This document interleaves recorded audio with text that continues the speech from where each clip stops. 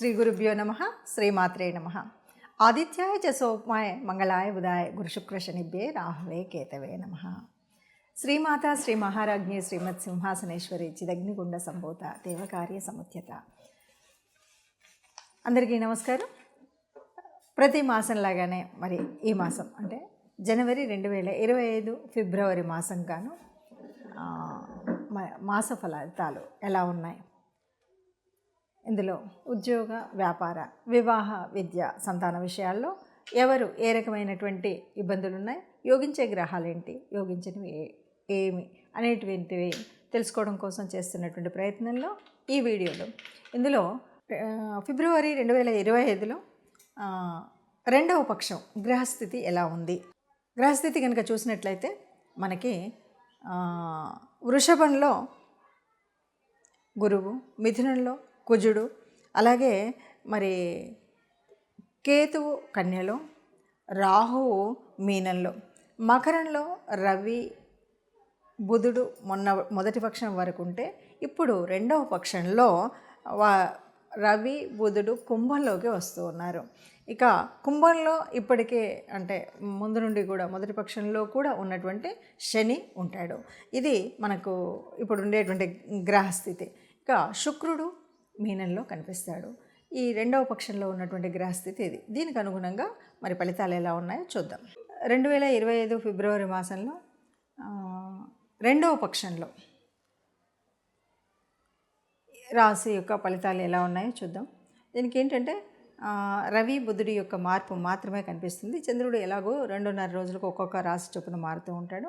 ఇలా మారుతూ ఉన్నప్పుడు మరి ఒక్కొక్క రాశికి ఎలా ఉందో చూద్దాం. తదుపరి రాశి మకర రాశి. 2025 ఫిబ్రవరికి మకర రాశి యొక్క ఫలితాలు ఎలా ఉన్నాయంటే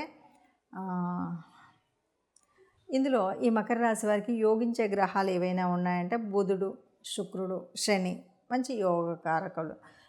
వివాహంలో కానీ, వృత్తిలో కానీ, అలాగే కళారంగంలో అంటే ఒక సినిమా ఫీల్డు, డ్రాయింగు, పాటలు పాడేవాళ్ళు, పెయింట్స్ వేసేవాళ్ళు ఇలా ఉంటారు కదా, వీళ్ళందరికీ, ఇంకా రాజకీయ రంగం వాళ్ళకి, వీళ్ళందరికీ కూడా, ఇంకా ఏదైనా ప్రింట్ మీడియా అంటారు, వీళ్ళందరికీ కూడా చక్కగా ఉంటుంది.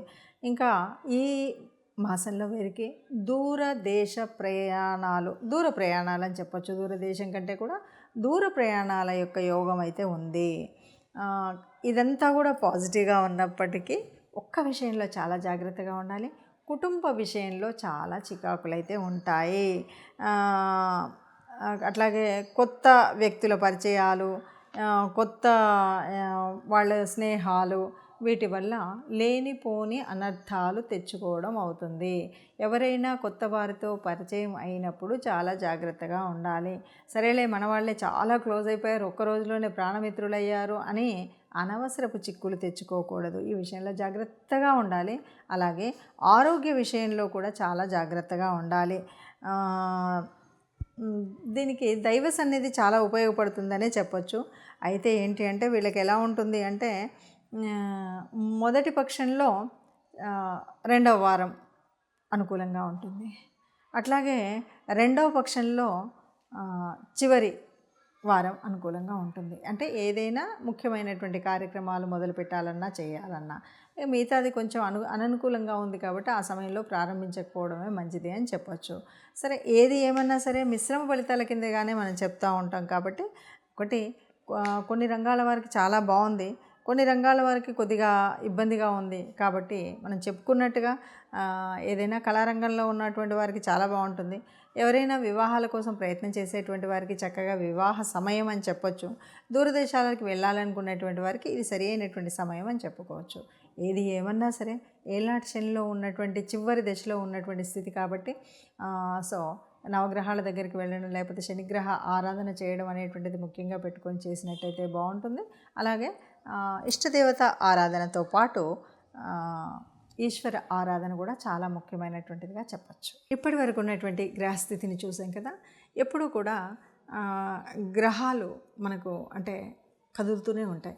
ఈ గ్రహాల మూలంగా, గ్రహాల యొక్క కదలిక వల్ల కొన్నిసార్లు కొన్ని గ్రహాలు ఒకే చోట ఉండడం, గ్రహాల దృష్టి ఉండడం, అష్టమ శని, అర్ధాష్టమ శని, ఏళ్ళనాటి శని ఇలాంటి వాటివన్నీ ప్రభావాలు ఉండడం, వీటన్నింటితో పాటు మనం ఉన్నటువంటి రాశిని బట్టి యోగకారకమైనటువంటి గ్రహాలు, యోగించని గ్రహాలు, ఇలా మనం అన్నీ చెప్పుకుంటూ వెళ్తూ ఉంటాం. దీని మూలంగా కొన్ని రకాలైనటువంటి ఇబ్బందులు, కష్టాలు, సుఖాలు, జీవితం అంటేనే కష్ట సుఖాలని చెప్తూ ఉంటాం. కానీ ఈ రాశిలో మీరు చెప్పారు ఇలాగే ఉండాలి అంటే మనం చెప్పేటువంటిది కాదు. వీటన్నిటికి కూడా మనకేంటంటే కర్మ సిద్ధాంతాన్ని నమ్మేటువంటి వాళ్ళం. పూర్వజన్మ సుకృతము ఉంటుంది. దీనివల్ల మనకేంటంటే మనం పుట్టినప్పుడే మన యొక్క జాతకంలో, జన్మ కుండలిలో కొన్ని గ్రహాలు చక్కగా ఏ ఏ స్థానాల్లో ఉండాలో అక్కడ ఉంటాయి. అయితే ఇలా ఉన్నప్పటికీ కూడా మారుతున్నటువంటి ఈ గ్రహాల యొక్క స్థితిగతులను బట్టి కొన్ని మార్పులు జీవితంలో ఏ నెలకన్నా ఏ వారానికి ఆ వారం చూసుకుంటూ వస్తూ ఉంటాం. ఇలా ఉన్నప్పుడు ఎలా ఉన్నప్పటికీ కూడా మనకు మంచి జరగాలి అనేటువంటిది కదా మన యొక్క ఆశ. అందువల్ల మనందరం మంచిగా ఉండాలి అనడం కోసమే ముందు జాగ్రత్తగా ఈ విషయాలు తెలుసుకుంటాం. ఏదైనా దీనివల్ల కొద్దిగా కీడుంది, దీనివల్ల ఇలాంటి జాగ్రత్తలు తీసుకోండి అని ఏవైతే చెప్తున్నామో వాటిని తూచా తప్పకుండా పాటించినట్లయితే బాగుంటుంది. ఇది కాదు ఎగ్జాక్ట్గా నా జీవితకాలం యొక్క తెలుసుకోవాలి అంటే జన్మకుండలి తప్పనిసరిగా వేయించుకోవాలి. మీకు తెలిసిన మీ దగ్గరలో ఉన్నటువంటి ఎవరైనా జ్యోతిష్యుల దగ్గరికి వెళ్ళి పూర్తి జన్మకుండలిని వేయించుకొని పూర్తిగా దానికి సంబంధించిన విషయాల్లో మీరు తెలుసుకోవడం అనేటువంటిది మంచిది. అలా కాకుండా ఇలా కేవలము గ్రహస్థితిని బట్టి మారుతున్నటువంటి వాటిలో అంటే ఈ కోటాను కోట్ల మందిలో ఒక 30% వరకే మనకు దీని యొక్క రిజల్ట్ మనం చెప్తున్నట్టుగా ఉంటుంది. కాబట్టి అందరూ మంచిగా ఉండాలన్నదే ఆశ. ఆ మంచిగున్న వాళ్ళలో మనము ఉండాలి అన్నదే మన కోరిక. అందరూ హాయిగా, ఆనందంగా, సుఖంగా ఉండాలి. సర్వే జనా సుఖినో భవంతు. నమస్తే. ఇప్పటి వరకు ఉన్నటువంటి గ్రహస్థితిని చూసాం కదా. ఎప్పుడూ కూడా గ్రహాలు మనకు అంటే కదులుతూనే ఉంటాయి. ఈ గ్రహాల మూలంగా, గ్రహాల యొక్క కదలిక వల్ల కొన్నిసార్లు కొన్ని గ్రహాలు ఒకే చోట ఉండడం, గ్రహాల దృష్టి ఉండడం, అష్టమ శని, అర్ధాష్టమ శని, ఏళ్ళనాటి శని ఇలాంటి వాటివన్నీ ప్రభావాలు ఉండడం, వీటన్నింటితో పాటు మనం ఉన్నటువంటి రాశిని బట్టి యోగకారకమైనటువంటి గ్రహాలు, యోగించని గ్రహాలు, ఇలా మనం అన్నీ చెప్పుకుంటూ వెళ్తూ ఉంటాం. దీని మూలంగా కొన్ని రకాలైనటువంటి ఇబ్బందులు, కష్టాలు, సుఖాలు, జీవితం అంటేనే కష్ట సుఖాలని చెప్తూ ఉంటాం. కానీ ఈ రాశిలో మీరు చెప్పారు ఇలాగే ఉండాలి అంటే మనం చెప్పేటువంటిది కాదు. వీటన్నిటికి కూడా మనకేంటంటే కర్మ సిద్ధాంతాన్ని నమ్మేటువంటి వాళ్ళం. పూర్వజన్మ సుకృతము ఉంటుంది. దీనివల్ల మనకేంటంటే మనం పుట్టినప్పుడే మన యొక్క జాతకంలో, జన్మ కుండలిలో కొన్ని గ్రహాలు చక్కగా ఏ ఏ స్థానాల్లో ఉండాలో అక్కడ ఉంటాయి. అయితే ఇలా ఉన్నప్పటికీ కూడా మారుతున్నటువంటి ఈ గ్రహాల యొక్క స్థితిగతులను బట్టి కొన్ని మార్పులు జీవితంలో ఏ నెలకన్నా ఏ వారానికి ఆ వారం చూసుకుంటూ వస్తూ ఉంటాం. ఇలా ఉన్నప్పుడు ఎలా ఉన్నప్పటికీ కూడా మనకు మంచి జరగాలి అనేటువంటిది కదా మన యొక్క ఆశ. అందువల్ల మనందరం మంచిగా ఉండాలి అనడం కోసమే ముందు జాగ్రత్తగా ఈ విషయాలు తెలుసుకుంటాం. ఏదైనా దీనివల్ల కొద్దిగా కీడుంది, దీనివల్ల ఇలాంటి జాగ్రత్తలు తీసుకోండి అని ఏవైతే చెప్తున్నామో వాటిని తూచా తప్పకుండా పాటించినట్టయితే బాగుంటుంది.